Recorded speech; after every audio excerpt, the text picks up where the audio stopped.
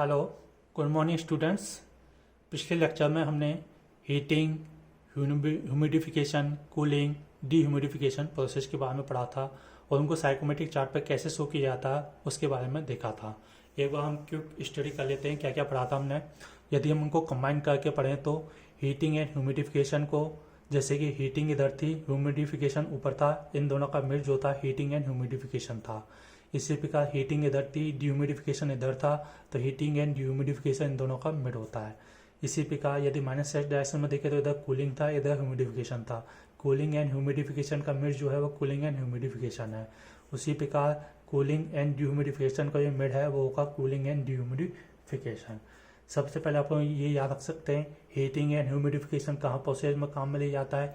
Heating कहाँ काम आती है, यानी विंटर में, यानी ह्यूमिडिफिकेशन भी चाहिए, यानी कि हीटिंग एंड ह्यूमिडिफिकेशन जो है वो विंटर एसी के अंदर काम आता है। नेक्स्ट जो टर्म्स है वो है कूलिंग एंड डिह्यूमिडिफिकेशन। ये वाला कहाँ काम आता है? कूलिंग क्या कहते हैं, समर एसी के अंदर चाहिए होती है, इसलिए कूलिंग जो होती है ये समर एसी के अंदर काम आता है। अब पढ़ लेते हैं हम इसके बारे में, हम एक एक प्रोसेस के बारे में पढ़ लेते हैं कौन सी चीज़ कहाँ काम आती है। सबसे पहले है heating and humidification. Heating and humidification process के बारे में।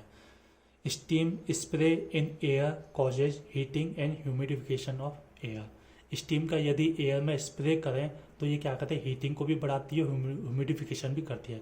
क्योंकि स्टीम जो होती है वो उसका टेम्परेचर 100 डिग्री होता है, इसका मतलब हीटिंग भी है।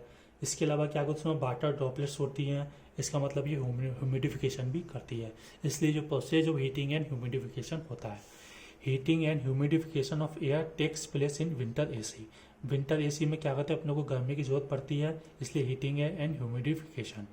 सबसे पहले इसको साइकोमेट्रिक चार्ट पर कैसे शो करते हैं उसको देख लेते हैं। जैसे कि अपना साइकोमेट्रिक चार्ट है, एक्स एक्सिस पे अपना होता है ड्राइबल टेम्परेचर, वाई एक्सिस पे होता है अपना स्पेसिफिक ह्यूमिडिटी, और ये जो होता है अपना क्या कहते हैं, अपना सैचुरेशन कब होता है। अब हीटिंग एंड ह्यूमिडिफिकेशन को कैसे शो करना है। हीटिंग मतलब हीटिंग तो ये था, हीटिंग ये था, ह्यूमिडिफिकेशन अपना ये था, दोनों को मिक्स कर दिया, मतलब ये हुई अपनी इंक्लाइन लाइन। इसी प्रकार इस लाइन को हमने शो किया 1 से 2, हीटिंग एंड ह्यूमिडिफिकेशन लाइन। सबसे पहले हम देख लेते हैं, पॉइंट 1 लिखा और ये पॉइंट 2 लिखा। पॉइंट 1 पर लिखा हमने टेम्परेचर T1 है, जबकि इसकी ह्यूमिडिटी स्पेसिफिक ह्यूमिडिटी है W2। पॉइंट 2 पर जो टेम्परेचर वो T2 है, स्पेसिफिक ह्यूमिडिटी रेशियो है W2। सबसे पहले हम उसके टर्म्स के बारे में नॉलेज करते हैं क्या क्या है। सबसे पहले टेम्परेचर, टेम्परेचर है T, dPT। पॉइंट 1 से 2 जाने पर टेम्परेचर की वैल्यू बढ़ रही है, यानी 1 से 2 जाने पर डायरेक्ट टेम्परेचर इंक्रीज हो रहा है। सेकेंड है W, स्पेसिफिक ह्यूमिडिटी। पॉइंट 1 पर था W1, पॉइंट 2 पर W2। यह है प्लस वाई डायरेक्शन में, मतलब W की वैल्यू बढ़ रही है। नेक्स्ट जो टर्म्स है DPT, ड्यू पॉइंट टेम्परेचर।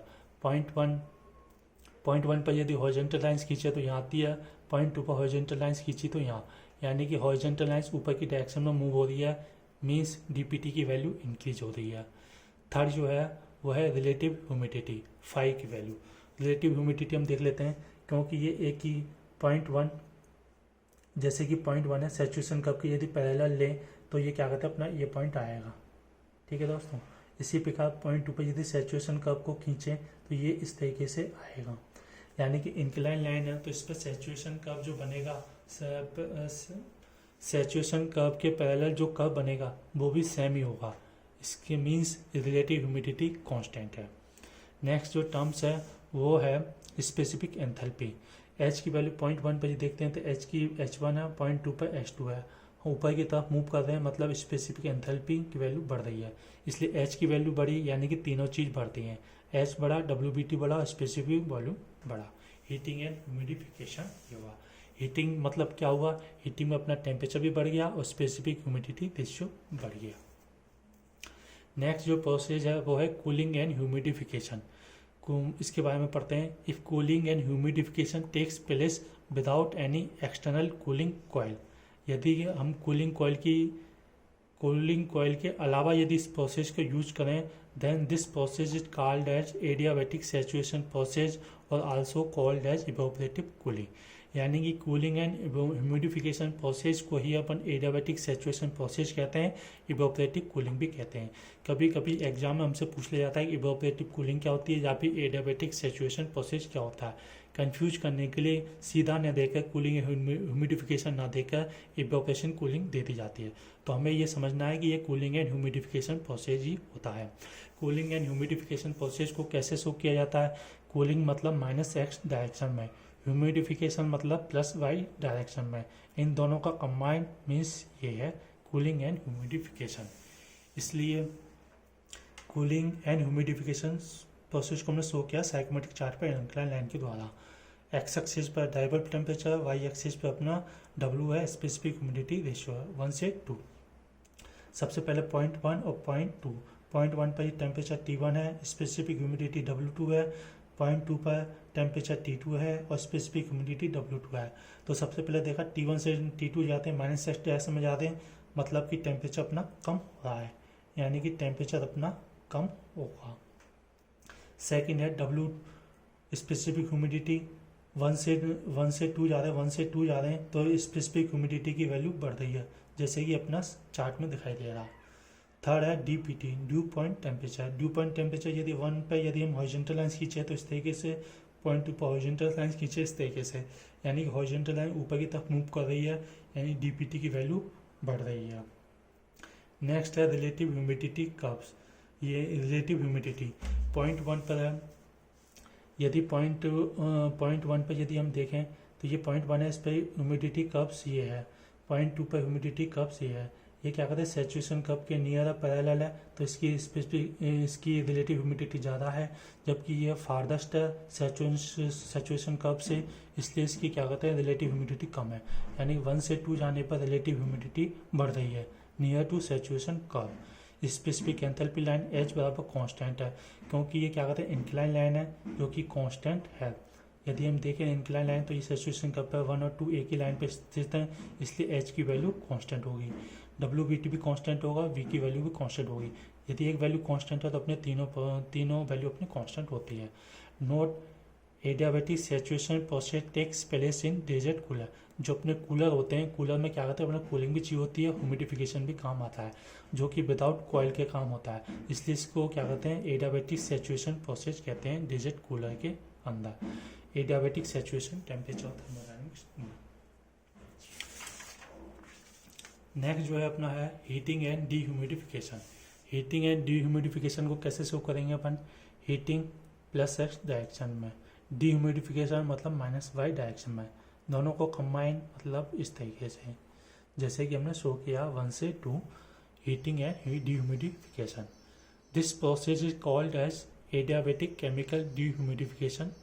इस प्रोसेस को हम एडियाबैटिक केमिकल डीह्यूमिडिफिकेशन प्रोसेस भी कहते हैं, because it takes place with the help of chemical, क्योंकि इसमें इस प्रोसेस के लिए केमिकल्स की आवश्यकता होती है। केमिकल लाइक सिलिका जेल और and alumina absorb water vapour from the air.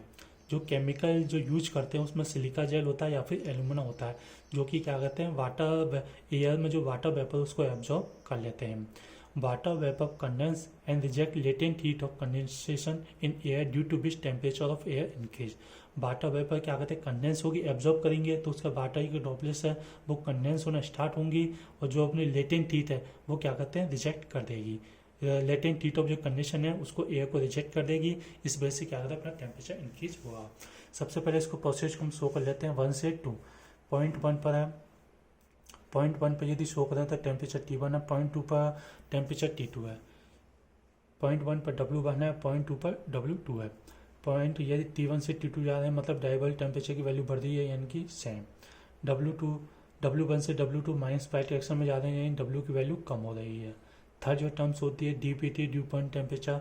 Point 1 पर यदि हॉरिजॉन्टल लाइन खींचे तो यहाँ पर है, पॉइंट 2 पर हॉरिजॉन्टल लाइन खींचते तो नीचे की तरफ, यानी कि ये जो हॉरिजॉन्टल लाइन है वो नीचे की तरफ शिफ्ट हो रही है, यानी ड्यू पॉइंट टेम्परेचर कम हो रहा है।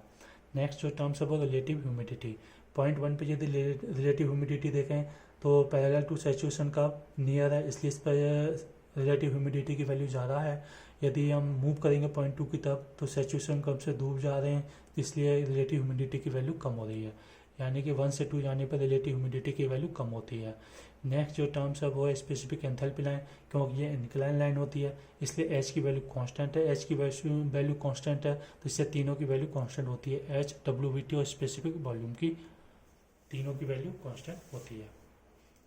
नेक्स्ट जो प्रोसेस है वो है कूलिंग एंड डीह्यूमिडिफिकेशन। सबसे पहले इसको कैसे शो किया जाता है वो देख लेते हैं। कूलिंग मतलब -x डायरेक्शन, जबकि डीह्यूमिडिफिकेशन मतलब -y डायरेक्शन में।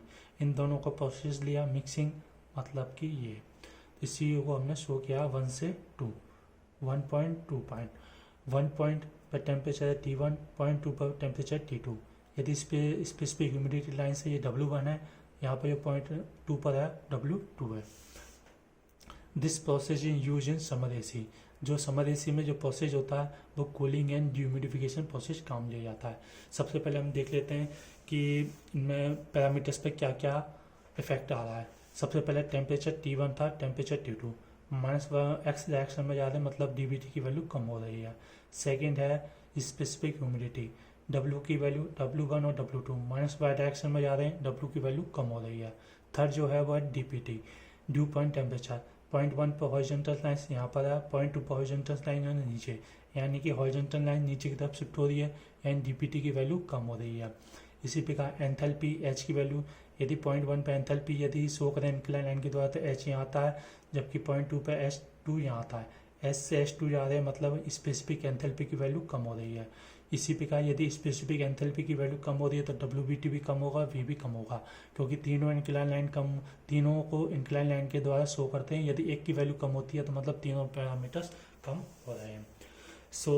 इस चैप्टर में आज हमने चारों प्रोसेस के बारे में पढ़ा था कि मिक्सिंग वाले प्रोसेस, यदि कूलिंग के साथ कोई अदर प्रोसेस काम में लिया जाता है, कूलिंग है ह्यूमिडिफिकेशन, कूलिंग है डिह्यूमिडिफिकेशन, हीटिंग एंड ह्यूमिडिफिकेशन है, हीटिंग एंड डिह्यूमिडिफिकेशन, उसमें प्रोसेस में उनके पैरामीटर्स में क्या क्या इफेक्ट पड़ता है, रिलेटिव ह्यूमिडिटी पर क्या इफेक्ट पड़ता है, और बाकी ये प्रोसेस कौन कौन से इक्विपमेंट में काम में ले जाते हैं इसके बारे में पढ़ा था।